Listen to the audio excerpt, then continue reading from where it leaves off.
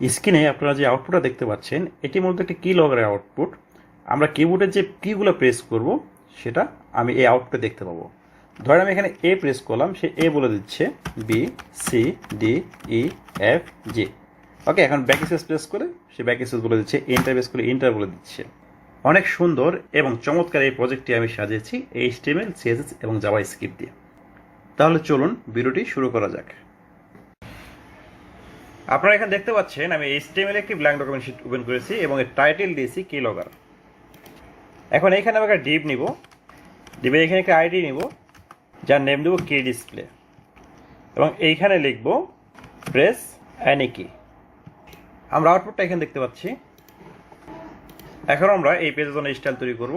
এর জন্য আমরা এইখানে লিখব style, style body font family Arial helvetica sans serif, display flex, justify content center, align items center, height 100 bs, margin 0, background color hash sign 282C34, color hash sign 61DAFB। তো পুরো প্রজেক্টটি করার জন্য আমরা HTML এবং CSS এ শুধুমাত্র এইটুকু করে লিখব। এখন আমরা জাভাস্ক্রিপ্ট অ্যাড করব। জাভাস্ক্রিপ্ট অ্যাড করার জন্য আমরা এখানে লিখব script document dot add event listener key down event, একটি অ্যারো ফাংশন তৈরি করব const key equal event dot key document dot get element by ID.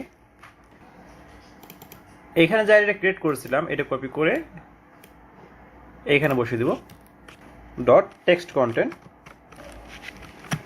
Equal asterisk sign you press $সাইন কি।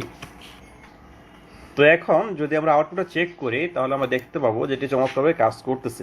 আমরা এখানে কার্সারটা রেখে আমাদের কিবোর্ডের যে কোনো বাটনে প্রেস করব। দেখেন এটি চমৎকারভাবে কাজ করতেছে। দেখেন আপনি যে কোনো বাটন প্রেস করেন এটা বলে দিচ্ছে আপনি কী কী বাটন প্রেস করতেছেন, দেখছেন।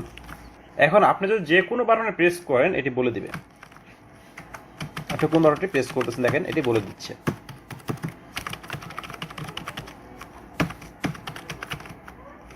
আশা করি ভিডিওটি আপনাদের ভালো লেগেছে। এরকম আরও চমৎকার চমৎকার ভিডিও পেতে চ্যানেলটি সাবস্ক্রাইব করে রাখুন।